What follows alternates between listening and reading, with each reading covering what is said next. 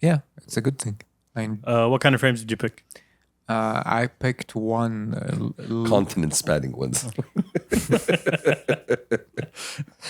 You know? I was minding my business. I was gonna say something has to do with NASA space shuttle, but I was like, I'm gonna stay quiet. Somewhere else, huh? The boys start attacking you with your big ass head. Yeah. Okay, I'm just saying you laughed. I was I did. quiet. I was minding my own business. Bro, Anyway, let the man finish his sentence. Yeah. Okay, so you went and you got a prescription for what? My Satellite. glasses. Okay, Yes. are they solar powered? No. How big are your glasses? You laugh, but I got like those flexible bendy glasses for work because Yeah, for work. Because- That's why you pick flexible bendy ones. because That's what I think of work. Working in my door. Also, how did they make the lenses for you? Like, first of all, like, what do you buy them by the meter? Or what exactly? By the mine. Give me like 2 square kilometers on the left eye and 4 square kilometers on the right one. يقفلون الشوارع اللي بجيبوا لنا. Bro. you Remember when they were moving the planes from Jeddah for Boulevard Same Air? idea. The same thing. But they're burning. It's a national festival. Basically على كم المتر يوم Yeah. Like, there's a lot of space to cover on your face. So how much would the glasses cost? you joke, but I think I'm not joking. Not at all. I think I'm one of the few people اللي أوسع النظارات لما ألبسها. Yeah, we have no doubt. Yeah, I never thought anything other than that. Son. it's like glasses. The frame, the part that you put on your ear should be straight all the time, but I have to bend them to fit me. So That's why I got the bendy ones. exactly, Out of necessity. literally out of necessity. عاد الله يستر. Or what? I'm just saying, you have to deal with your face looking like having to move your glasses, your lens. When you across walked in, continents. did they call the manager? we got a big one. Did they have to use 2 machines on one eye? They were just given 2 different rooms. Each eye was on a different machine. Keep in mind, we say this because we're excited for you to join Of course. the club of the unseeing. When they were telling you to read the table, did they have it projected on the building next door for you to read the signs? Right.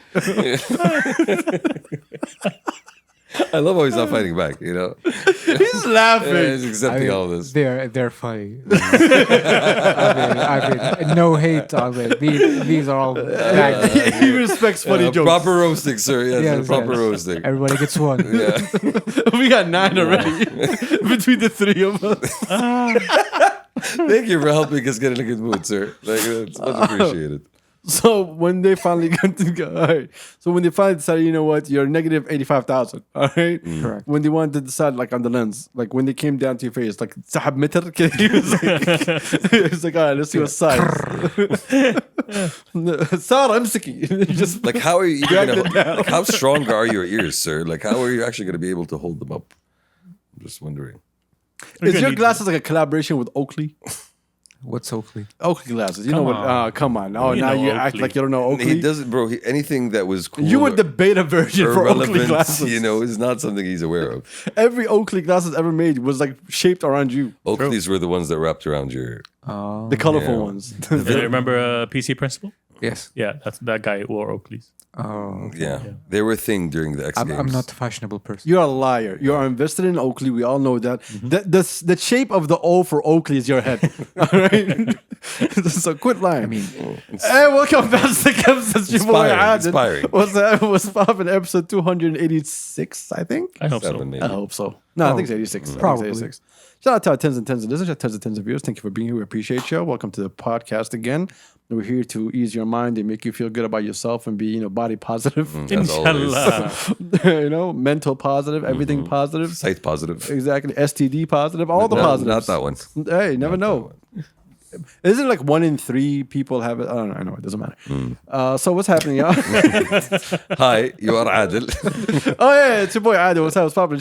Turks right behind me. Yeah. Champs right next to me. Hellos. Number one's in the building. Head. Shout out to everybody. We start by saying congrats to. You said. What the hell? I roast myself too. You ain't getting all that fun yourself. Okay. Shout out to Mashael for winning the E1 series Hey. in Jeddah. Hey. Congrats. We just saw it a minute ago. We can't go into details because we didn't see the highlights. First race of season 2. Yeah, we were watching the what's the name champions, actually the league games. But shout out to her. Wish you all the best. Always killing it. Always winning. Always winning. Always winning. Always winning. What's good, yo? LeBron James joined the series, by the way. So What's happening? So let's just Team Al-Ula. yeah. So just to give you a bit of context, we're talking about a boating. A boating. A boating. Is this what it's called? It's a boating series, racing series. No, Boating or a boat? is boating not the act of doing Let's not things do with this. a boat? No. Let's not do this. Let's not I'm do this. just Let's not do this. asking. Let's not look for escapes, all right? It's racing. It's racing. It's boat racing. It's electrical engine powered boat racing. I think it's a new sport. Just, It is a new sport. hasn't been around that long. And LeBron James decided to buy into the sport with Team Al-Ula. Nice. Yes. So he's now expanding his domination of sports to different fields. All right, so the people who have Jordan did it first. But yeah. facts. Do you know who also has a team on the, what's the name? The e-boat, the Jeddah GP. Steve Is it right Aoki. now? Red Bull. First off, Steve Aoki, right? Steve Aoki is where Misha is racing. Misha is racing. Okay. She's under Steve Aoki's team. Shout out to Steve Aoki. I think she deserves a better sponsor, but it's a different I competition. didn't know another that day. Steve Aoki is a sportsman. Exactly. LeBron James, LeBron James is now. new Team Al-Ula. Yeah. Rafael Nadal, Ooh, that's cool. Okay. Interesting. Team Rafa. Will Smith. What? Yes, Yo. sir. Okay. It's called Westbrook Racing. Westbrook. Yes. Interesting. I mean, he could have called it Bel Air Racing. And guess, yeah. That would have been clever. Guess who the fourth one is? Who? He is an ex-Chelsea legend. John Terry. No, Yeah. Okay, not that no, one. Frank Lampard. no. Zola? No, come on, son. There's plenty. There's a person who complained to the camera after Barcelona robbed you. Drogba. Drogba. Nice. Yes, Drogba, Team Drogba. Okay, so the very cross-cultural. So we got football, cross-functional. basketball, EDM, tennis. tennis, Okay. and Hollywood. Yes. Yes, Or EDM. slapping competitions. EDM It depends on Steve how Aoki you is see Team that. Aoki. Yeah, EDM is the Tom greatest Brady is Team Brady. Tom Brady has a team. Tom sir. Brady, come on. Yes, American sir. football? Yes. Guess who else? Who else? Mark Anthony. Wait, Latin pop music. Yes. Mark Anthony. Team what? Team Miami. Miami. I was about to say Team Miami. Yeah. Team Miami. That's the obvious one. What's the name? Marcelo, Team Brazil. I think he's a racer. I can't remember. Every time I Marcelo? see his face, yes. Marcelo Clare or something. Oh, not And Marcelo. there's Team Blue Rising, which is Virat Kohli. I have no idea who this dude is. But shout out to you, dog. Shout out to you. Well, I didn't expect people to like boats that go fast that much. You didn't expect. Yeah. Thought the same thing? Nope. That's what I thought. I guess living in Riyadh, Adil doesn't give you that appreciation. I don't get to see boats much. Guess so. Yeah. Guess so, sir. Anyway, let's keep the party going. So Hey. we solved Kuwait a few minutes ago before we started the podcast. We did. Yes, we're not going to mention it to people Of here. course. Yeah. So we solved GCC. We solved the With our little big- penis syndrome. with our big genius heads. I wasn't privy to any of these conversations. So You were sitting right behind us. مالي شغل أنا. Okay, you want me to tell you? I was the- working. Oh, really? You want me to tell you the bat that you did? I still remember the fresh. Which one? Which what? The bat حقتك. Oh yeah. Well, when I hear something, I mean, if I hear a setup, I'm gonna say a joke. Automatically. I don't know what the context is, but I'm gonna say the joke. Okay, Trump is back in office officially. Yeah. And the world changes once again. What they call it? Hold on, the revolution of common sense. I think it's The rational revolution. It's the continuation of America's greatness, Adil. Continuation. Yeah. The man has a mission. The man started a mission and he is now back to finish the job. Yes. Boom. 2 genders only. And start from there. I mean, there's a lot of changes he's been instituting. He got rid of all of the DEI, diversity, yes. equality, and inclusion offices. So yeah, Within the government. America no longer going to be diverse. And he's asking the tech people to follow along, which they always wanted to. He's setting the standard, not standard, but yani, in a sense, he's following up with a new flag, which is no more diversity Democrats bullshit. No, what he's doing is America's open for business. We want to do business. We don't want to do no woke shit.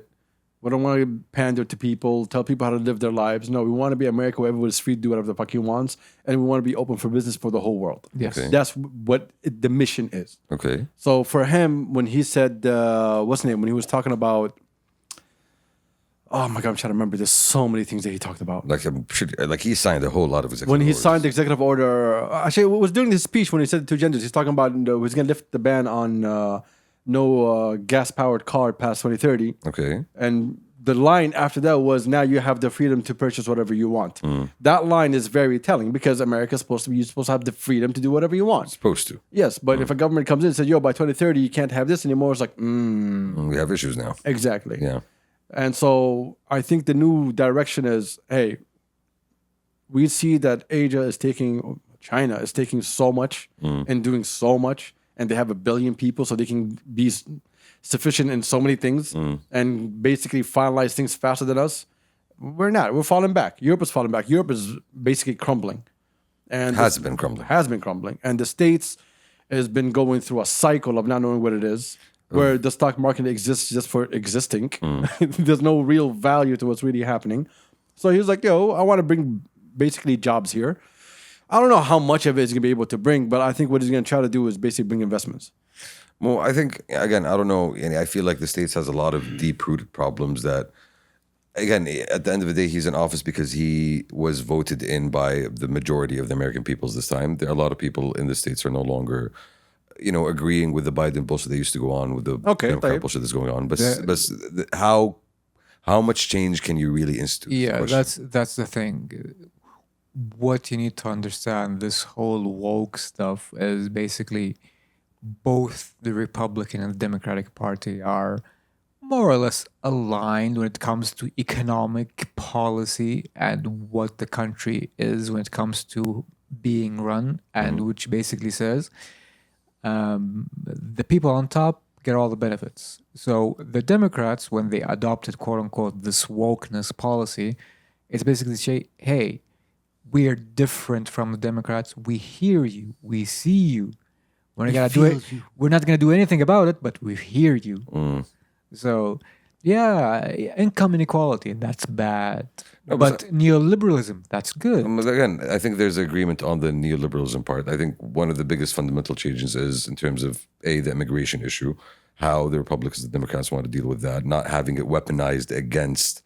So one of the things that he signed was the whole taking back birthright citizenship, right? And that was something that was being weaponized by the Democrats in terms of, pandering, let's say, to these different minority groups and then trying to convince them to vote Democrat. Yeah, guess what neoliberalism got you? It got you jobs going abroad, industry going abroad because it's cheaper, and you got free labor because it's also cheaper. And who gets the short end of the stick? The working citizen. Yes, the working class. And that's one of the things he wants to change, is right? He wants to bring jobs back to America. Yeah, but what jobs are you bringing back to America? AI jobs. First off, you're not bringing back AI jobs when AI jobs are basically don't exist yet. What do you mean? I'm a professional promptist. Yes. No, but Sandy, there's the whole $500 billion fund that he's opening up or start supporting. It's a fund. Okay, look. To Trump, set AI, America Trump back on is the doing AI path. Vision 2030. It's a bit too late. That's what he's doing. He's doing a Vision 2030. He's looking at, hey, I want to make America. Didn't he say before he got elected he wants to build like a digital city or some shit in the middle of nowhere? He wants like 7 new cities or 4 new cities to happen in the States. True. When's the last time a new city happened? It doesn't matter. But the idea is he's trying to create the same thing that we have. He wants to envision a new America where it moves forward and takes the whole world with it. Because right now, the vision of the future doesn't exist anywhere. This is why when they look at us, they say, hey, these guys are ambitious. Hey, you were ambitious when you started. And you looked at that ambition and said, yo, this is what it means to be American, for you to be ambitious and to go above and beyond. That died. For us, it just started like 7-8 years ago. And I would say that we also have had a vision of the future with, NEOM being, one of the flasher projects that we're working on. Don't even look at NEOM as NEOM. Just look at the whole Vision 2030. True. The mindset change. And that's what it is. And with us doing that, they're looking at like, okay, that is aside from profit, this is something that you would need. It's a path forward. It's, clarity on what you want to do, which is something that they don't have currently. And which I think what you're saying, and he's trying to bring that back. I don't know. No. He's not trying to bring nothing back. He's trying to build something new. You can't look. You will never bring back anything. Why? Because the world moves forward. Things become expensive. Inflation happens. You can't afford to create Well, you things. see, that's with the slogan "Make America Great Again." So you had a vision of a time when America was great, and you want to, you're hearkening back to that vision when you said, "Hey, we were the leaders in the industrial world. We were the leaders in terms of being able to set the agenda on a policy level in the world, and we're no longer that. We need to get back to that position of power that we were in." But that's the cyclical thing, honestly. It's a tale as old as time. When people are unhappy, a guy will come along and say, I'll make you happy. "Remember the good old days?" Spoiler, there were no good old days. Yes. Yeah, They were most just of the- days. most of the time. And there's no such thing as make America great again. Again, that's what I'm saying. It's a Again, slogan. no, It's a slogan. It's a slogan for what? To get people to believe in something. That's all you're doing. To rally under. I remember a guy called, you might have heard of him, called Barack Hussein Obama, and he campaigned on hope. Yep. Yeah, that didn't work out too well. لا يا شيخ. Yeah, but again, I think Slogans aside, words aside, like we look, whatever, and this doesn't only apply to Trump, apply to almost every single president. We never really care what they said, whether it was positive or negative. We look at the actions. The actions was going to tell us everything. Right now, the actions are nothing is going to change. Everything is the same. They have hope. Mbappe with the second goal. nice. That's a weird policy. Mbappe needs to score more, and he's doing it. No, but again, part of that policy. I didn't finish my point, bro. So it all depends on what you want to do. You announce a $500 billion whatever AI fund. You don't do that because you think that's the future. No, you do that because you're looking at China already beating you in the game. Exactly. So this is running out of fear. You wouldn't look. There's a lot of things that you can compete in, but there are things that America can never compete in. America can compete in innovation, but it will never compete in making that innovation become sustainable for everybody, because it will need cheaper labor in the future, and it has to go somewhere else to be done. They could be number one in manufacturing clothing sooner or later. They're They're going to not. outsource that. The EU was like the hub of clothing. Now it's actually China. Everything that you see is made in China. So Even the EU brands. even the luxury brands that you're paying top dollar for, they're all made in China right So now. that's the industrial sector gone. All gone. Yeah. If you look at the software sector, how many people in India that know how to code? True. A lot. The second it becomes easy to figure things out, The innovation is still coming out of the States, though. Do not redeem. And China at the same time, not just the States. But see, India hasn't gotten to that position of being a global software leader. I think because we are disconnected from the majority of the world, and all of our information comes basically from the northern hemisphere alone, and usually from the West, we do not see what China is doing. But when I you agree. When you go look at what China is doing, you look at innovation and China, you'll be like, oh, they already surpassed Americans. They're already like on another level. And I've heard that from a bunch of people who actually recently were in China for different, business trips. And they were telling me, like, you look at the way the whole society is set up, it's fundamentally more advanced than what you would find in Europe or in the States. Because it's not a language that we all speak, we think it doesn't exist. So like right now, a car company will create something, and then it turns out they had it for 10 years in China without us even knowing. Now, EV cars that are so expensive in the States and Europe are cheap as hell in China. When you said, hey, climate change, we need to stop, China is already beating everybody in climate change if you want to use that. If you want more people to use electric cars, China is number one in the world right now. And they're planting trees. So everything that you claim to be, you're going to do, China has already been doing it. So I think the US for the last 10, 15 years are basically playing catch up and trying to undermine what China's trying to do rather than actually innovate. Because we talked about it a few minutes ago before we started the podcast. What was the latest innovation since the internet? I made the argument that it was smartphones, and you said, "Hey, it's just more internet," which is right. Like it is just more I would internet. make the argument the latest innovation that would be poised to change the world is if really 3D printing takes off. That's my argument. And there's crypto I mean, it's as taking well. off already. That's but another one. not like I'm gonna make some dumb toys. I'm like actual 3D printing. I'm like I download the thing and I print a car in my home. I don't think material science is Yeah, there yet. exactly. Yeah, again, Exactly, again, no. poised. Poised, in terms of poised, well, it's already been done. China has been leading in it. They're building houses now. The next McLaren W1, the next Bugatti Tourbillon, all these cars, then Ferrari F80, they're all using 3D printed material on their cars. And I'm talking about like in terms of like moving objects, right? It's not like, oh, we're just making a door out of a 3D printer. No, we're talking about mechanical things. They've been making it. And that technology came out of China. So you're not going to, basically what you're saying is for the States, there's no way back out of this hole. Because you're not going to be able to lead in AI. You're not going to be able to lead in terms of industrial capacity. Like right now, the only two leadership positions you have is in terms of tech innovation. Space. And freedom. That's it. I don't think you can innovate on freedom. Okay, They've been trying. Expand on space. Well, we want to go to Mars. Why is it so important? Because in order for you to go to Mars, you will need to... in order for you to do something that the world is not doing. Yeah, exactly. That's it. You will innovate in ways that you haven't even thought of yet. Basically. Yes. You will come up with problems to solutions that you haven't even considered yet. You will create problems and create solutions. No, the problem is I need to go to Mars. Okay, this is the problem. Okay. Look, it's not even about going to Mars. It's about what technologies that we can build that the world cannot do. Because in terms of like tech and innovation, you're very, very limited. Because you have a huge competitor that will always destroy you a year or two after you create something. You will never be number one and stick there other than military weapons.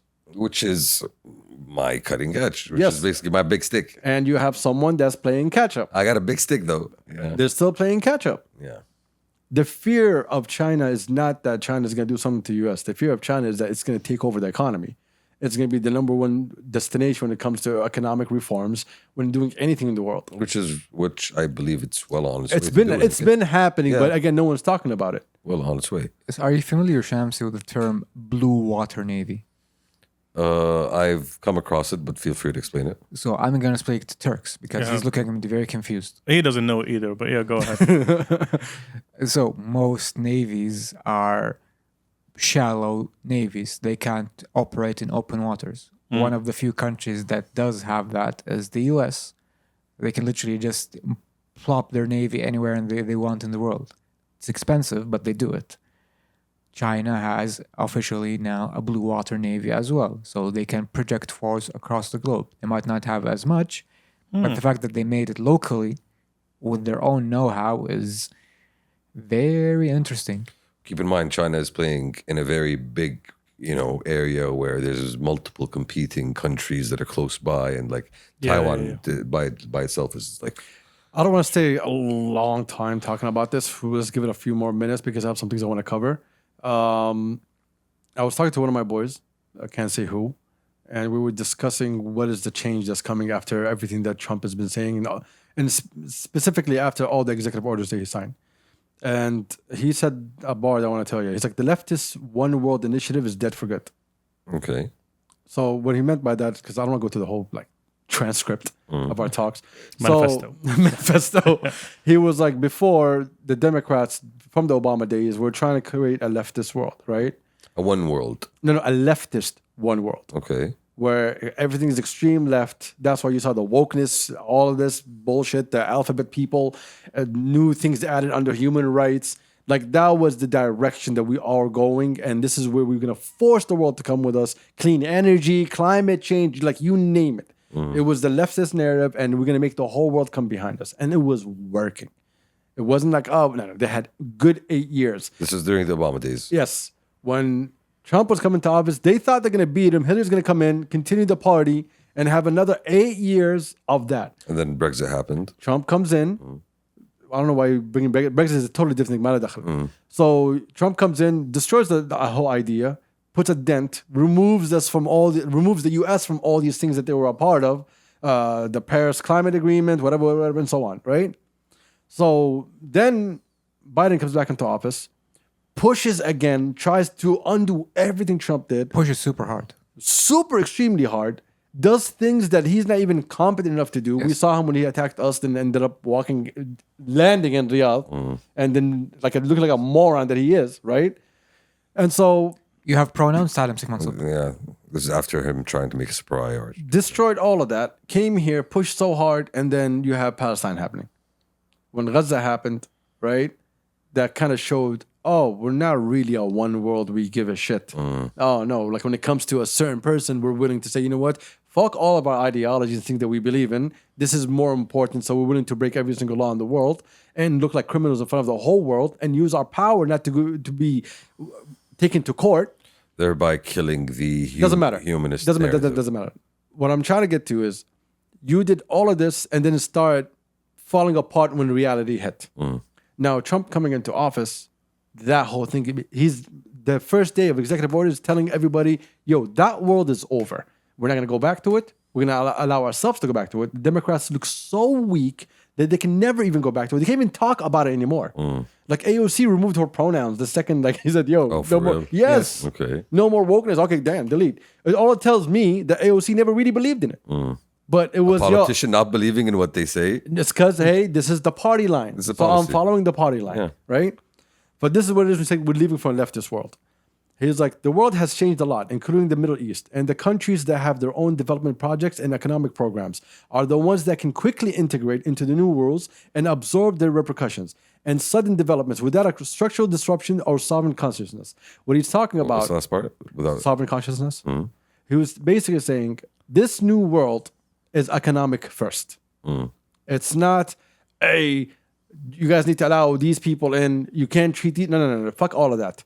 We're looking at economy first, world building first. How can we move forward? How can we integrate things? And how can we do things? And if you look at the entire world before this Trump speech, the only country that had it as a vision was Saudi.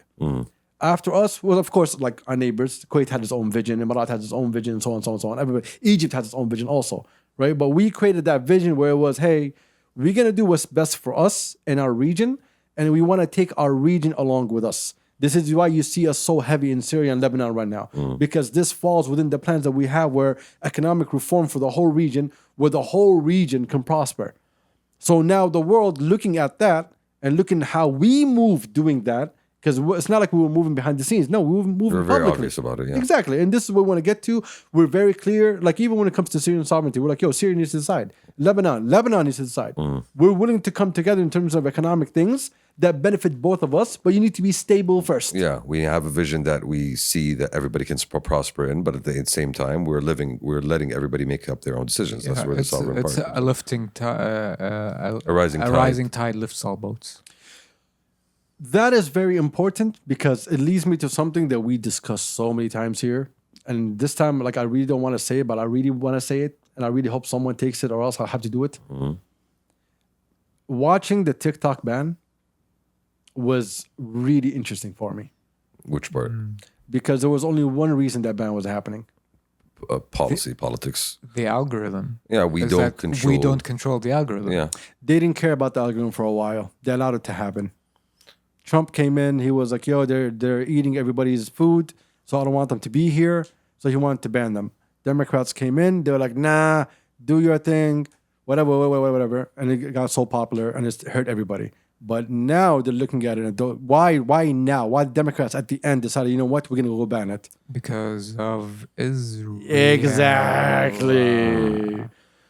Now TikTok started banning anything that you say against Israel. any pro-Palestine speech. Exactly. Yeah, I think Free Palestine is now automatically flagged as hateful comments. So I saw that. Yeah, this takes us back to the same thing that we were saying for 4 years. We need our own social media app. What TikTok proved to us is that you can bring everybody to you and they can understand your culture. When everybody left TikTok and went to Red Note, what did they see? They saw real Chinese people. They saw real Chinese lives. They saw everything real. and they started engaging with them and Exactly. culturally understanding, like, yo, you guys Yes. actually have a government that takes care of you. And they saw how Israel cuts trees on that app left and right. It's like people reminded, yo, we're the only people that like Israel in the world at Yeah. this stage. Exactly. So right now, since we are running away from this whole globalization bullshit, and rather than fighting about, yo, Facebook has our data, whatever have our data, we need to have our own regional social media app. Right now, if you go on social media, when the people on social media, like the Arabs on social media, are talking to other Arabs, they're dealing with other Arabs. Those are the communities they're interested in. Also. Yes, like the majority are just speaking in Arabic and talking with other people in Arabic. That's it. It wasn't even like, yo, let's see the whole world. I know people that their social media has nothing to do with what's happening in the West. It's all just Arab content, local content, Egypt movies, Egypt music, Lebanon music. It's all just like our region. If we have our own social media app, we have control of our data ourselves. We have an application where people come and see our culture. We get to fight with each other freely, not having to get the world involved. You know, someone asked me, he's like, yo, like we get negative comments. I'm not going to say on where, right? And every time I want to reply to a negative comment, Everywhere. on so many platforms, bro. Exactly. Like TikTok, I stopped using TikTok because TikTok banned us like a good 3-4 times. And then the Over was over regular memes, Yeah. right? And I thought it was very weird. And then when I see the hate, I always remember that the IDF, which is Israel's bullshit, right? They have a social media department. the whole unit. No, a whole. It's not even. It's bigger than a unit Yeah. now, where they focus on making sure that Arab countries fight each other. So this guy comes and says, "Oh, I'm a Saudi. Oh, I'm Egyptian," and they started like talking shit about Saudi or Egypt, and then everyone's like, "Oh, everyone online hate each other." No, I don't believe anyone online. We need something so we have control. So when that IP is coming from Israel, I know how to block that fucking IP. We're able to filter everything.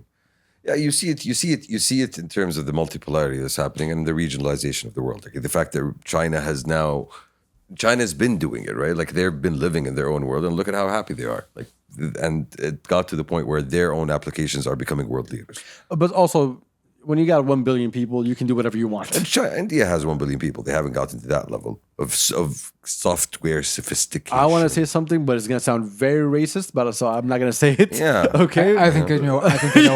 Yeah, I think I know. But there's a reason why that's happening. Yeah, they have a whole lot of different languages and people that don't see eye to eye. Exactly. So that's a totally different conversation. But again, China is like the economy, the whole country, the government is aligned and taking their people forward. That's when we look at China in the 90s, you look at today, you be like, yo, you feel like the 90s never really existed. Changes Exactly. happening. Before we bounce on that one, also, So Trump America's said- never going to be a great again. This is what we're agreeing basically. on. So Trump Was was it like, though? hey, if the Saudis want to pay, I'm willing to negotiate. Business And some first. people lost their shit, like, oh my God, look at the Saudis in the US again. We're not paying. We're investing that. Yes. So this is what I want to discover. So the first time when Trump was in office, it was a $450 million deal. Yes. It was a weapon deal, Weapons right? deal. Yes. Part of it was weapons. There was other things involved in it. That never went through. Not the whole package. I think the majority of the package never went Yeah, through. I think we spent like 30 or something like that. Yeah. Okay. So right now, he was like, yo, I want to come in with 500. The Crown Prince came out. The first phone call with Trump to a foreign leader was, your boys truly, right? And he was like, oh, we're willing to invest 600 million. We could take it up to $1 trillion. This is great investments, right? The idea of it is like, hey, I'm doing purchases and I'm doing investments. Okay. We won't even be the number one investor in the US, by the way. Number one is Japan. That's Japan. interesting. Japan Yes. is number one. I forgot who's number two. I was thinking France, but I don't think it's France. I think it might be Germany. I'm not No, sure. I think China. China. Yeah, wouldn't be yeah, surprised I think if China's too. China. So you have Japan, China. If we do the trillion, we'll be third.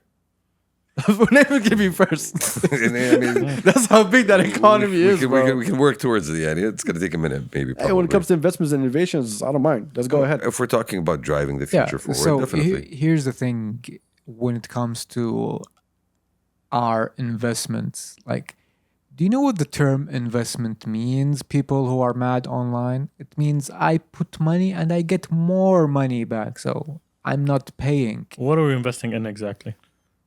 That would depend. The military, depends. probably. No, it depends. There's so much things. Technology. They need so AI. much. They need infrastructure. There's like so many refineries. You name it, bro. There's so many that we can do. So my question is, when people online throw this bullshit around and all Saudi is paying America protection money or some variation of that bullshit, I have to ask, how many people when they write this shit, do they actually believe it or just cope? It's a very shallow level of understanding when you're calling it protection money. Internet. Yeah, like we're not here to discuss with the trolls and agree with the trolls.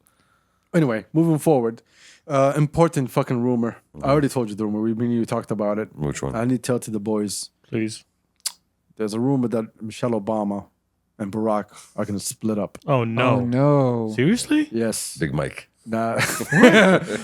See, that wasn't the thing that was like, oh my God, that's crazy. Didn't give two shits. Pour one out. I care about the other rumor that came right after it. Is that Barack Obama, is rumored to be dating Jennifer Aniston. What? Yes, sir. Yeah, from Friends. From Friends, the one and only. I think that's the blackest thing he's ever done in his life. Yo, that's fucked up. My boys will whoop your ass. I'm gonna tell you right now. I mean, honestly, Barack got game. I can say that much. If that's actually true, then Barack got game. I don't think he got gay. Yo, it'd be really ridiculous. That is this. It Go is. with a white woman? That is No, the no, no, no, stupidest no. rumor I've ever heard. We, we are What? living in a post-racial world, yeah, bro. We don't see colors now. Well, if Everything- during Obama's presidency, Everything is white. if Black Lives Matter never really happened after, if all these things never happened, I will tell you, you might be right. But we saw that there's no changes into what happened. When you do realize the Black Lives Matter thing, shwaya, Doesn't matter. It doesn't matter. didn't work for Barack's image. It doesn't matter. know? It doesn't matter. Because he had to pretend to be black at that moment. Because black people are still in the same position they were before. True. Right? So Let us remind you all that Barack was not really black. Just black silly. I need to hear Dr. Umar's position that's on this. literally what I'm looking for. Dr. Umar. I can't wait for Dr. Umar on this one. Who's Dr. Umar? Oh, An internet legend. yes. You need to go to Instagram, son. Yeah. Are you familiar with the term snow bunny, Turks? Why are you asking this question? First off, hold on. You know Dr. Omar because we sent that meme. It was actually him really talking about it, but we sent it in the group Which when one? he was talking about why does Miles Morales have a white snow bunny. Oh yeah. I remember that guy. Yo, okay. that's out of pocket, bro. That's him. Yeah. That's his content, Turks. It's amazing. That's hilarious. I can't wait, bro. That is stupid. I want to talk That is a about stupid Davos, but let's do something else and we'll come back to Davos in a second because I really have some things I want to discuss about it. But there was a tweet by His Royal Highness Prince Saeed bin Talal that was really wild, bro, and caught me off guard. So, So- do you remember what is the number one show in Saudi and the region? متى you're talking about now ولا من زمان ولا طاش مطاش. What? باب الحارة. Talk about now. Now? Now, Shabab al-Bum. Yes, sir. Okay. It's the number one show on the Arab land. True. And our blend. Yes. Okay. True. So, Prince Saeed bin Talal put this post out talking about, how he's happy for this program, that it exists on Khaliji TV and, Rotana Media, which is, he has. Yes. I think he owns it. Yes, Yeah. I believe so, yes. He was like, it's 100% Saudi. Production is 100% Saudi. Direction is 100% Saudi. Actors 100% Saudi. Funding 100% Saudi. Local talent shining and thriving. Rotana Khaliji 100% Saudi. Right? I hope so. Awesome. Oh, that's what he said. So it has to be. Yeah. Now, these are the numbers that really scared me. 15 billion views on TikTok, Yes. 8 billion views on YouTube, Yes. 7 billion views on Snapchat, Correct. 1.7 billion views on Facebook, Yes. 31.7 billion views in total. Yes. 31.7. Yes. Who is You watching this? A lot Everyone? of Yeah, if Everyone? you have no idea how I big it actually is. don't. I You actually- don't. I You genuinely don't. don't. huge. a lot of people who aren't you, Shamsi. Yeah, I can imagine. I mean, people went when that movie came out in Kuwait. People went up dressing up as the character, like Guys, are we missing It's out? huge. No. it's in The it's in- youths. Okay. It's in Iraq. It's people like back in the day. I saw like people in Syrian refugee camps who were talking about how much they love Shabab al-Bum. Wow. That is crazy. These numbers confirm that this thing became a generational memory. Oh, it is. Yeah, just like is. how we talk about Space Tune, Tash Matash. Yeah. Era. This is Shawalbun. Honestly, We are This is their somewhat thing. disconnected, but in 10 years, people, the same way we're making fun of clips from Tash Matash, you can see Shabab Boom everywhere. And Yeah. you'll feel so disconnected because you're not paying attention. Yeah. But honestly, first of all, if that's really the case, then I'm genuinely Don't go watch it, Shams. No, it's not about that. Go watch it. Actually, No, Actually, no, go watch it. Go Go watch watch it. it, please. I'm proud to know that we have had that big of an impact on the culture, right? I will give Who's that, we? Saudi. We as Saudi. Ew. Yes. And we, the two of us, are not interested. Not including whatsoever. you. I'm talking in terms of my wataniya, my fellow citizens, that are thriving and shining and creating and creating memories, bro. I will give that show props in one thing. It knows its audience. And Yeah. it knows who it's targeting. I remember, I don't watch it. Why not? I won't answer that question. It's like, okay. But I remember, It's not your cup of tea. You could just say that. I won't answer that question either. Okay.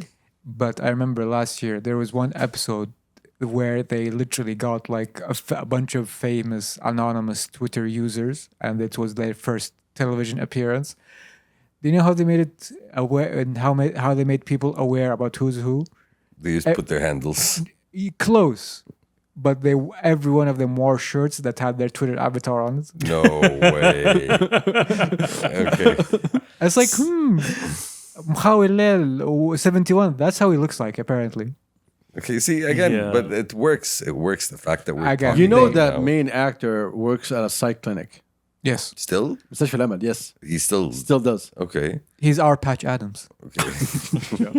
I mean, honestly, I'm hearing nothing negative here, guys. I'm just hearing It's positivity. all respect, honestly. Like, Look, if you're non-Saudi, I'm surprised that non-Saudis love it. Because when I watch it, I feel like I'm talking to my cousins. Shout out to my cousins. I love y'all. yeah. That is a compliment. a compliment, 31.7 guys. billion views, y'all. Yeah. It's a compliment. Yeah, you, man, again, you joke, but again, the cultural impact that we have manifests itself in very interesting ways. A Jordanian friend of mine lived, I think, around 10 years in Saudi, and his little brother was more or less born and raised here. So when they returned to Jordan, his little brother asked him if he can bring with him hamdiyat when he comes to Jordan. Yeah. damn. Okay, see that again. It's working. Culture. If anything, bro, I'm happy to see that. Culture. No, that Saudi is playing a leading role, and once upon a time it was Egypt, right? Like nowadays, it's Saudi, and I don't think anybody can doubt or dispute that. Not just in terms I of think entertainment. Egypt moved away from having great shows to having great movies. And then somewhere down the line, they're first off, Egypt is pumping out so many new movies. True. Almost every single week, there's like 8 new releases. So they kind of like sacrifice something for something else. But in terms of shows, I think the dominant has been Turkey for a while now. Yes. Where one show will have the first season 3,000 episodes. But that's soap operas. That's different.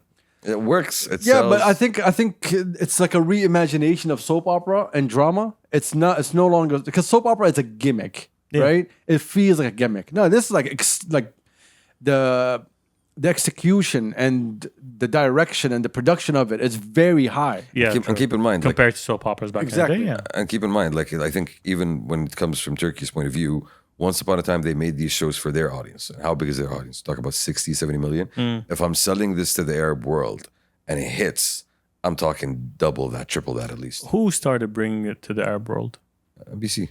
Yep. NBC started. Embassy is the main hub of everything. NBC smart. had Very NBC smart. 4, which they basically transitioned into Yeah. like a Yeah, show and- channel where they had all And the they certain made shows. the very, very wide decision to dub it into a Syrian accent as opposed to having it in Fusha. And on top of that, they And then were they- smart on dissecting one episode into 3 episodes. in terms of length as well. So yeah, so you have like a full year of watching one show. Yeah, because Content. Yes. because the actual runtime for these episodes are like 2 or 3 hours. Yeah. Oh, for real? Yeah, like no joke. Like one episode is like 2. It's like a movie. Yikes. Each episode. Okay. See, Oprah, Turks. There we go. Opera. Opera. Thank you. Oprah. You get a show. You get a show. Speaking of that, Turks, how was your weekend? Oh. Yeah, where'd you go? You're talking about the guy who's gonna do his own rendition of Yes. the national anthem. Yes. The national hero. I went to see Hans Zimmer. Okay, first off, let's talk about that one real quick because a lot of people misunderstood this. They think they're redoing the whole national anthem. It's not gonna be the official one, guys. Come on, no, Relax, it's not gonna with every event. every official appearance is no. But no, I think it's a good idea when you have a musician that's that renowned that you, Yeah. you know, No, it's not new. Like the U.S. national anthem, even though like Every year, it's not even every year. Like how many renditions there is? I don't know, Every 30. single A good every 20 single million. Wait, every Super Bowl. I was gonna say 51 states. Oh, خدلك. Malik, No, like regional so many variations. people like redid it. It's still the national anthem. And again, guys, it's Hans Zimmer. Like honestly, don't you guys want to hear what he does? I really want to hear what he does. Like a spin. Yeah. So, Turks, you went to see Hans Zimmer on ice or something? It wasn't on ice. It was an orchestra It was orchestra in How was the Muhammad Abdu arena. arena. Yeah. Yeah. It was amazing. صراحة يعني I literally kept writing down each and every movie as they were like playing the music. They started off with Dune, then Wonder Woman, then there was a random guitar solo which was amazing. Then they got Gladiator, Pirates of the Caribbean, Bro, look at how these are the Batman. iconic movies. The Last Samurai, Dark Phoenix. What? Movies, music is amazing. Dune again, Interstellar, and then like between each and every one of them, he just goes out and just like starts talking and introducing people and whatever. After Interstellar, there was no speech. There was just a random "Ha si banya." It was the best intro to Lion King. And then they did James Bond, which I think he participated in the Most creation likely. of it, but yeah, it wasn't Not by. the original one. They did the original one, the Doctor No. How big was the orchestra? And then like they said, okay, you know what, we're done. And then, oh, you want one more? One more. Let's do Inception. Nice. And they ended on that. It was amazing. Turki al-Sheikh was there, presented Hans I'm Zimmer with an award. They didn't say for what or Lifetime Achievement Award. Of what? of being Hans Zimmer. Of the I assume off-season? because No, of a lifetime of music creation. Like look at how old some of these movies are. Like we're talking How about does the Lion award King. look like? Since you want to just talk bullshit. I'm just The world? imagining. Exactly. The Yeah, award? fuck your imagination. The Let's be award. honest. it's a falcon without the look of the Say Joy it. Award. Yes. I'm not gonna say it, but you know what it looks like. Turk says it's the testicles. It is. They're huge on a falcon. That's unfound. It's very unfalcon. It's just no. Unaerodynamic. No. So Hans Zimmer was amazing. You It was enjoyed beautiful. it. Shout out to everybody that went. I couldn't make A it. lot of people went there. I didn't know Yeah, it they was were packed. there except like the next day when I saw it on everyone's Instagram stories. Oh, it's I like actually saw myself in one of the stories too, so that was fun. look at you Turks going and Like getting some cameos culture. and stuff. Yeah. But that was fun. The Turk side missions. Did your friend make it on time? Oh, guess what happened to him, Shamsi, when he went to Yeah. see it? What did you have? What happened? Take a wild guess what time he went. You went. Oh wow, really? Yeah. You went 2 hours early. 3. You're kidding me. The ticket said 6 o'clock. I didn't Wow, read bro. that far ahead, so I went like, okay, 6 o'clock. I gotta be there. Bro, when does I anything got there at start at 6 6:30. o'clock? First off, It's Hans Zimmer. He's old. okay. First off, you relax. You got into the same problem. I was. My ticket said 7. Doesn't matter. When did it start? 9:30. Yeah, but it's a whole hour difference. True. It doesn't matter. 9:30. So doors open at 6. I was there at 6:30. They started at 9:30. Yeah. So you had 3 hours of anticipation, Yes, excitement. Shai Habak. Shai A whole lot Habak. of Shai Habak. And Pokemon Go. And Pokemon Go. There's so many missions, guys. That's ridiculous. No, but if anything, it made you appreciate the music even more. I'm sure. Yeah. Yeah. Just Yeah. the waiting. No, I'm sorry. You sit me for 3 hours of my fucking day for you to begin. No, tell me when No, does it start. I think- I'm gonna come in before it starts. The problem is I can't blame them because they said that the show starts at 9. Yeah. I didn't read that He far didn't ahead. check. Exactly. He didn't check. I'm the stupid one. But what happened to you when you into the marvels of orchestra? I went and I checked. Well, I think this is the. You called your boy, and he's like, "Yo, don't go now." Yeah, I was called by my boy, and he was told, and I went and I double checked, and I realized I think this is a problem when you're looking at just the ticket stuff, yeah. information, because the ticket information is just going to give you the most basic stuff. You need to go Yeah. check out like who's actually selling you the ticket, which is a lesson that everybody needs to follow now, so Yeah. we don't get 2 But hours. what was early there in the Marvels Orchestra, Marvels of the Saudi It Orchestra said thing? that the show No, started. outside, before the show. It had a couple of food trucks, had a couple of There was food options. yeah. There was a food truck, I think, or two. There was coffee, like a small. There was coffee music shop. playing outside. There was a guy on a oud playing. Okay, music that's nice. outside, So yeah. there was Yeah, atmosphere. it's like it was a place for people to just mingle and Yeah, stuff. we had like 3 tea places and 8 coffee places, Okay. and a statue of the top from Inception. Okay, so not very. Not a lot of seats. Yeah. Not a lot of space to walk around, and no music. I had to play my own. Yeah. So that was sad. Okay. But the show was amazing. The lighting was amazing. Amazing. No, the fact Glad you the enjoyed L it. season is amazing. Like you're looking at the L season now, and the fact that you have these level of shows is incredible. Honestly, Yeah. sounds Zimmer, guys. Yes. Finally saw him live. Guys, you guys enjoyed it. خلص وش عندك من topics? I have a couple other things, but I'm looking at other things I want to talk to you about. But I was like, Oh, red card. Not worthy of oh, us? don't tell me there's a red card, bro. No. Oh, good for them. Bye bye Mario Muffin. Mario. What's the name? I saw something that was very interesting. Galik says hi, by the way. Hi, Yeah, Galek. He's Hi, in New Galik. York. He's in New York. He's saving New York. He's saving New York. Of course he is. What is he? The new Batman? What does he drive? The Bat vehicle. What is The it what? called? The What is it called? I'm pretty sure it's Batmobile. But, Thank you very Batmobile. much. Yes. but I'm trying to be The Bat vehicle. More, What, more PC? more inclusive. When Galik says he's Batman, you cannot deny it. Fair. When he has two Batmobiles. Yeah, the man built one Exactly. from two. scratch. Two. Yeah, actually. So like we can't deny it. He's Patrick. I Patrick don't do it. Mbappe. Patrick Mbappe. Shout out to Mbappe. do Anyway, it. what I thought was very interesting. I didn't have time to discuss it with Gillig yesterday, but I'm sure he's going to call me in a few days and hate me for it. But you know, SNS sneakers and stuff, Yeah. they filed for bankruptcy. So, just for context, it's one of the most prominent sneaker stores, or it's a chain. It's not just a store. It's a right? chain, yes. Yeah, it's a chain. They're closing. I think they're Swedish, which is their headquarter, but I think they're London and Paris or London and New York still going to be open. Okay. But that's not what's important. What's important was, so Nike had a bad year in sales. Adidas had like a good 3-4 years of bad sales. Mhm. Now we're watching SNS now file for bankruptcy. There's a lot of streetwear brands that basically went under. Mhm. I think streetwear is. I can't say lost because it's not it. I think it's heading in a different direction. It just doesn't know where to go. Is it dying? No, streetwear is never going to die. It's just going to reimagine itself to something new. It's gonna evolve. Exactly. What I've seen recently, which has been the big thing for the last 3 years, I think since COVID. Before COVID, it was thrifting. Okay. People were going back to old stuff. That was like it. After COVID, it still had a momentum, and then it shifted to everyone. You know what? How about you just make your own clothes?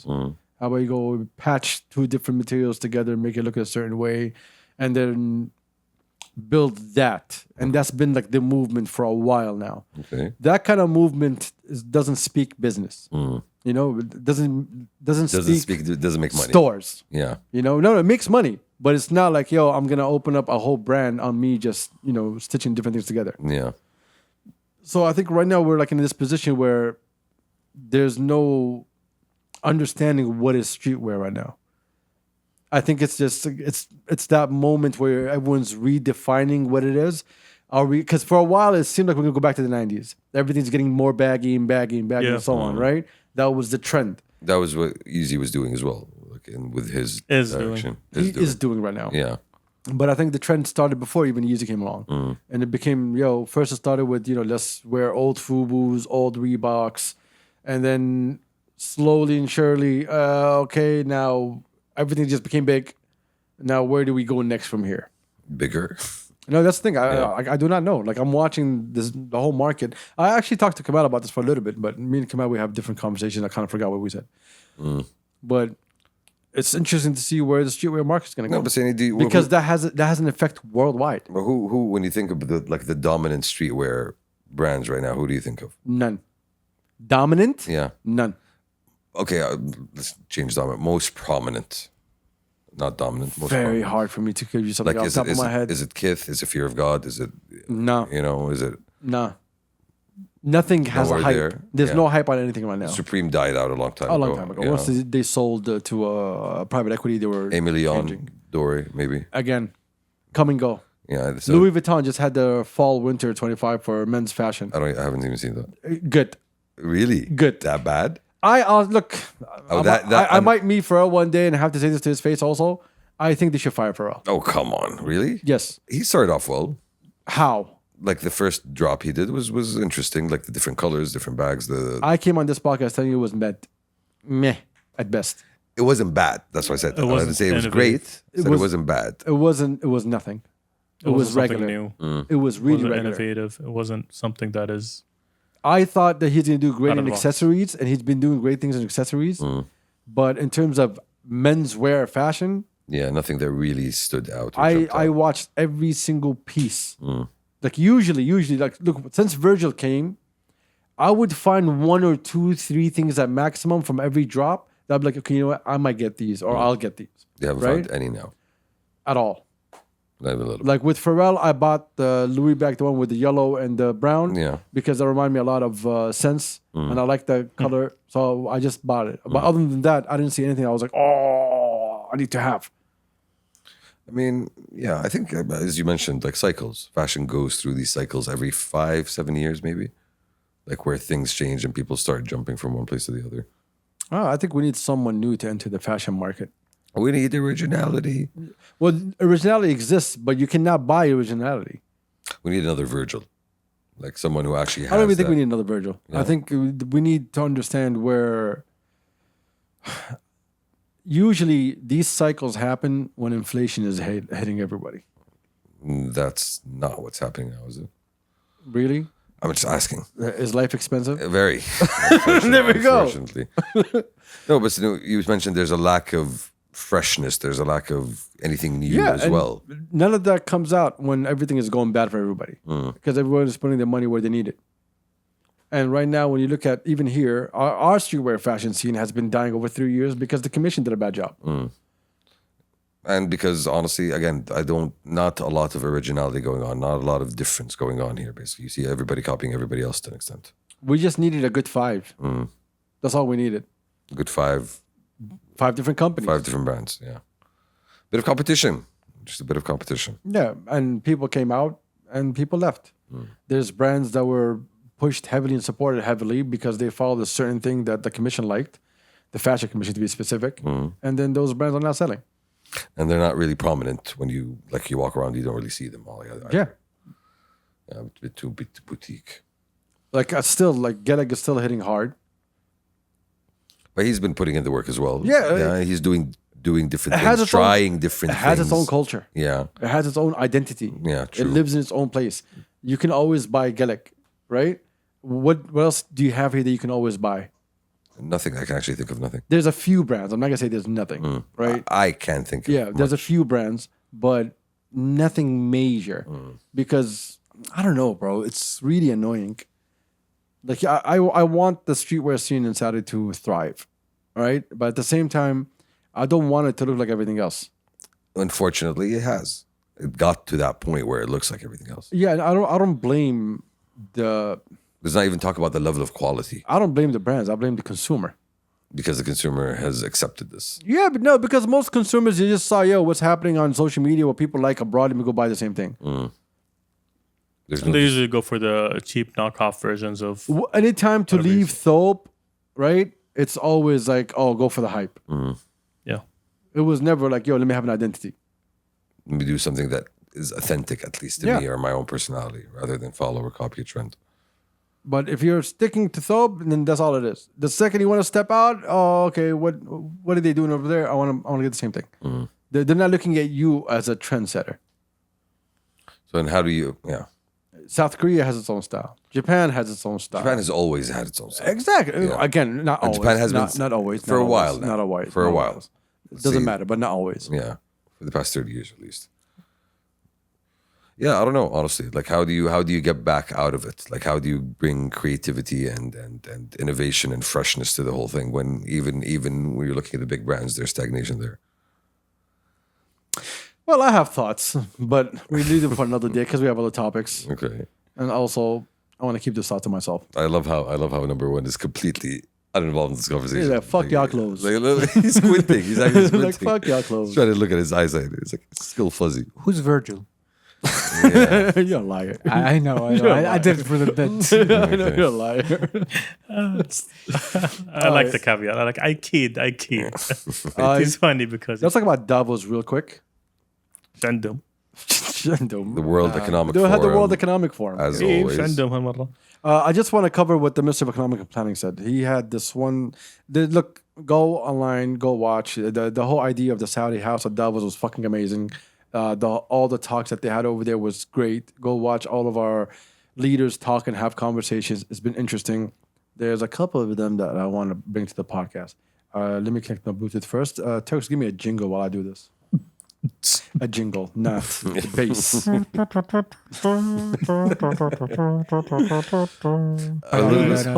little bit of context. What is the Saudi house for those who are not aware? You want me to tell you? Yeah. Okay, I thought we were still doing. No. Yeah, I'm trying to connect something. Give me a second. Okay. No, number one, don't join into the jingle list. All right, okay. All right. Let's do this and we get back to what I'm going to say. So the Saudi house is just Space. it's a space that they made in what's the name? The World Economic Forum, where you come in and they have talks, they have different things, different offerings, different ministers were there for different talks from people from entrepreneurship and sustainability. It's all like, showcasing Saudi and what it's trying to do on an economic level. Okay, so it's like a one-stop shop basically for connecting with the Saudi economy in a sense. Yes and no. It's a bit bigger than that, but it works for Davos, right? Okay. So he had this one. There's one panel talking. Who was talking? I want you to hear this. Wait, let me.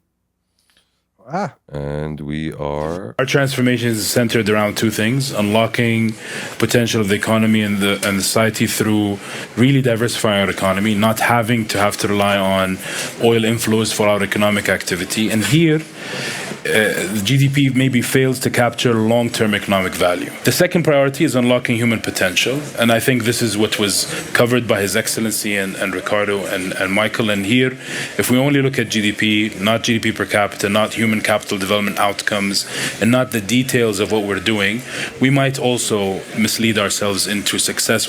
Transformation is centered. There's a lot of FDI coming to the kingdom, and it's all about. If you look at female women empowerment in the kingdom, female labor force participation, it jumped beyond our target. It doubled beyond our 2030 target of 30%.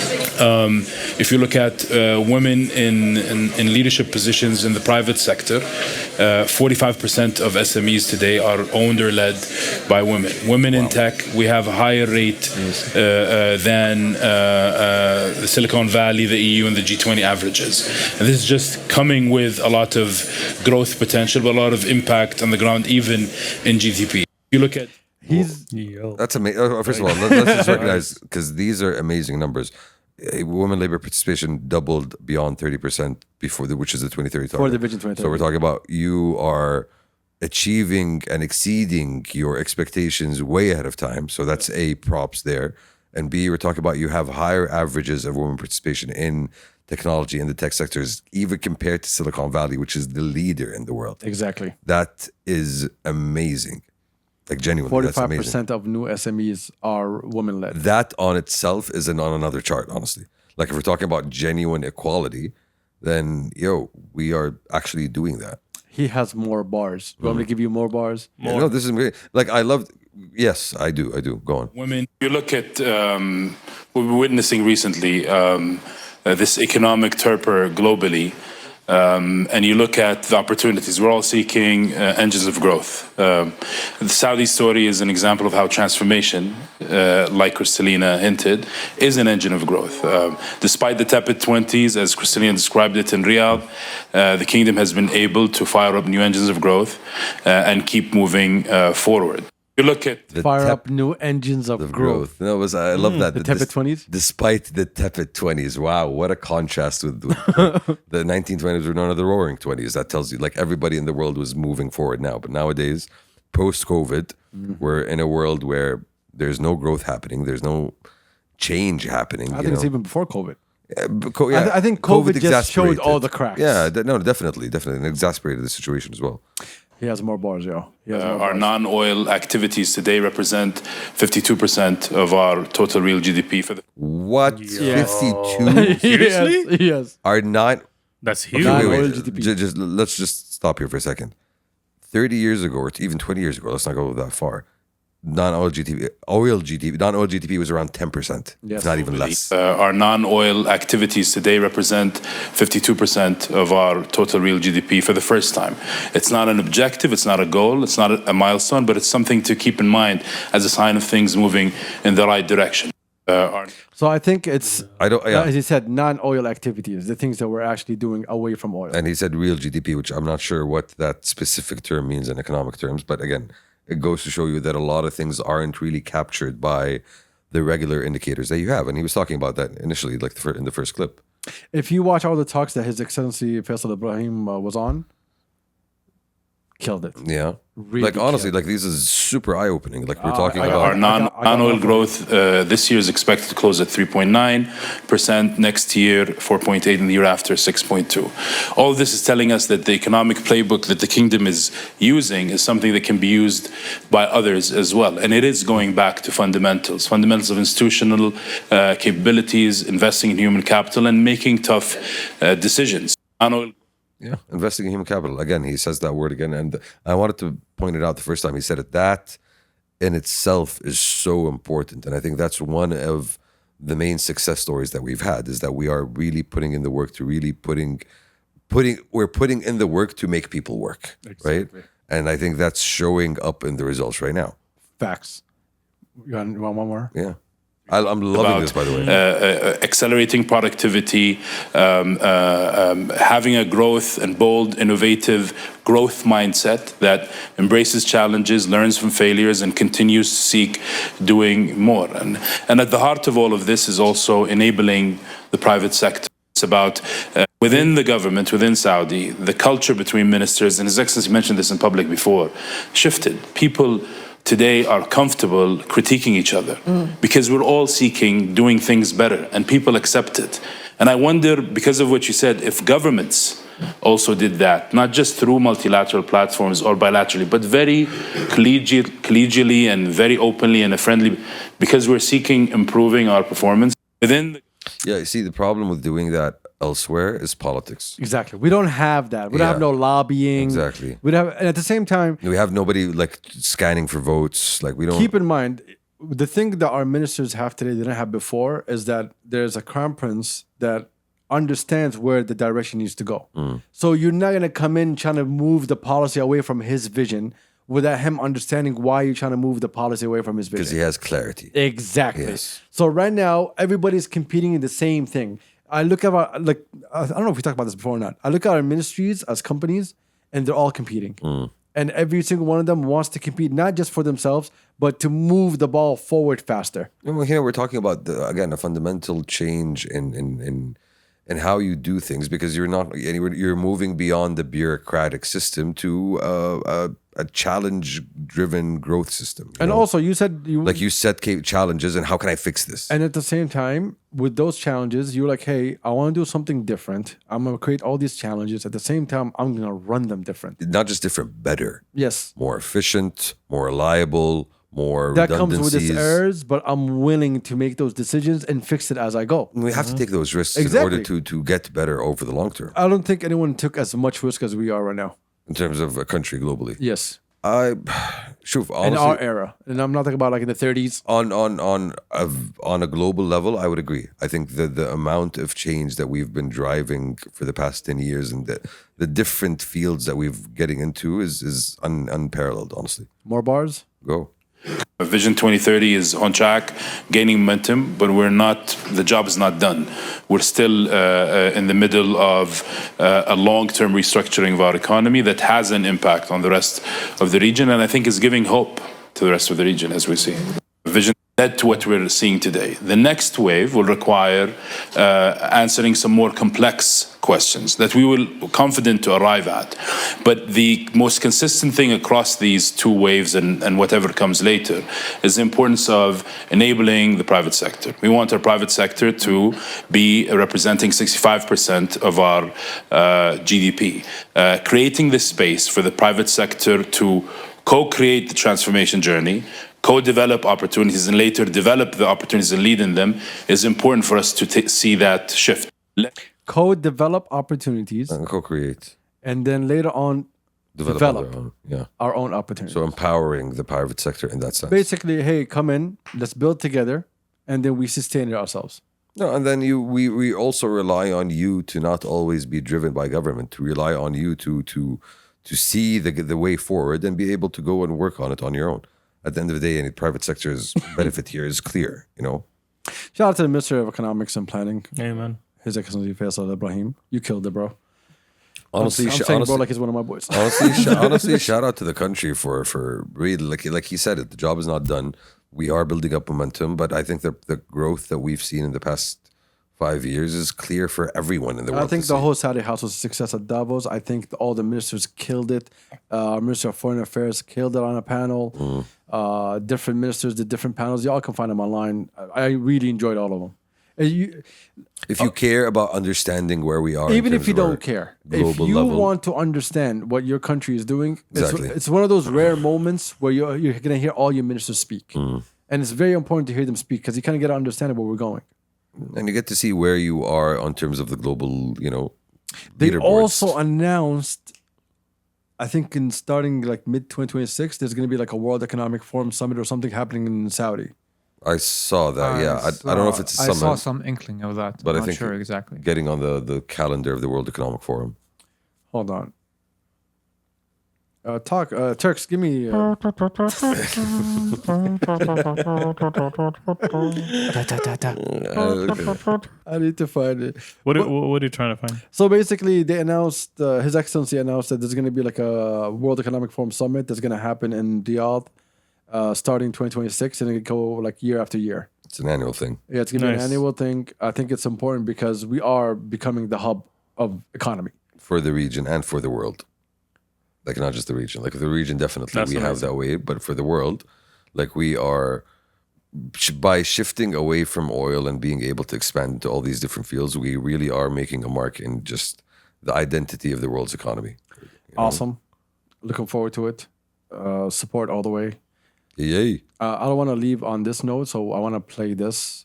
I think I already shared it with the boys in the group, but I just find it very interesting. And since, you've been, in love with space, and you always say, you know what? Spaceman. I am the spaceman. Spaceman Shamsi. All right. No, they If you don't. travel close, No, they don't. space. No, they don't. No, they don't. I want you to hear this because this is very interesting. if you travel close to the speed of light, so if you had a spacecraft traveling close to the speed of light, then distances shrink from your perspective. The one number I always have in my mind is at the Large Hadron Collider at CERN, the protons go around the ring, which is 27 kilometers in circumference, and they go around at 99.999999% the speed of light, so close to the speed of light. At that speed, distances shrink by a factor of 7,000, and so that ring is something like 4 meters in diameter to the protons. Whoa. So, according to laws of physics, if you can build a spacecraft that goes very close to the speed of light, you can shrink the distance to the Andromeda Galaxy. And so you could traverse across that distance in principle in a minute, according to physics. However, the downside is that if you came back to the Earth at that speed to tell everybody what you'd found, at least 4 million years would have passed on the Earth. Oh boy. So we could, in principle, explore the galaxy and beyond, but getting to chat to everybody about what you found is forbidden. Yeah, that's incredible. That's how physics works. And honestly, it's incredible. Time and space. how physics No, works. that's like time The and confidence by which he said it. Physics Turks. works, bro. No, and That's how physics works. Swear to God, Yeah, bro. checks out. Yeah, I agree. it's I subhanallah. agree. Yeah. Peace up to my boy Einstein. Exactly. That's what Einstein came up with. Like that's one of the his theories. His main theory Pour was one out that for Albert. if you want a better understanding of this, Interstellar does this. Like it shows you how. You think the music that he used? That's literally what it's all No, about. but the movie itself. Like, Doesn't- what Yeah, happens but in that's the movie. music That's the that he music used from for the the movie. clip. Yeah, I on know. the clip. What's the point when you're not allowed? You're not allowed what? Like literally what he just said. If you can travel the galaxy, turn back time. If I can Well, the problem is turn again. There's two issues here. The first issue is you're going on a spacecraft and you're going on a space trip. Why? And if you're doing it, that means that everything that matters to you is on that spacecraft and spaceship. Going back doesn't really help you in terms of being able to bring anything back. This is one of the things that sci-fi plays with a lot. It plays with the idea of space colonists going out to the stars and creating space colonies. The problem that all of these stories have is you are never able to come back and expand on that, because so much time will have passed back on an old Earth. So it doesn't make sense for you to come back. You get what I'm trying to say with this? Oh, Rabbi subhanahu wa ta'ala is not making it out for you to come back. Hikmah. My hikmah. Yeah. It's a fact. It's a fact. But keep in mind, Rabbi subhanahu wa ta'ala told you that you live on this earth. You die on this earth. You create here, right? Everything you do here, you're judged on. There's no reason for you to try to think about space travel. Elon Musk. Okay? space colonies. It doesn't matter. It doesn't matter what it is. But this is why I think, like, when I see these things, and I understand why a lot of people, like, in our region don't give two shits about what's happening in space. Because if you are just have some common sense and you understand that you're a Muslim, you understand what the Prophet's telling you and what Rabbi is saying in the Quran, you kind of understand what you need to do. Right? So the idea of going to Mars, the idea of space travel, the idea of all those things, I already told you, if there are aliens, we're only going to see them because Rabbi allowed it to happen. If we're going to go across the galaxies, we're only going to do it because Rabbi allowed it to happen. So there's nothing really in our power. So imagine someone did make a spacecraft that goes the speed of light, right? He just told you, you're forbidden to come back and tell people because it's already been 4 million years. So even in your best mathematics, Rabbi was like, got you. Yeah, you can. I'm still not going to allow you. This is again, it's the two-edged sword that you get. If you want to do this, then you won't be able to do that. Yeah, and you know what's going to happen when we start exploring space? A certain country will say, actually, Mars belonged to us 4,000 years ago. We shot a flag there once. It was promised to us. Promised to us. Promised to us. Martians? No. We are the real Martians. We told you the story to kind of link up. Hey, shout out to our tens and tens of listeners. Shout out to tens and tens of viewers. Thank you for being here. We appreciate you. By the way, this podcast was promised to us 4,000 years ago. 4,000 years ago. In our dreams. This is why we own it. And we're going to fight everyone for it. And on that note, we appreciate you for being here. Thank you. We out. out. Peace. Peace. Stop space traveling. Champs is lying to you. And the boys want to kill you. I am a spaceman.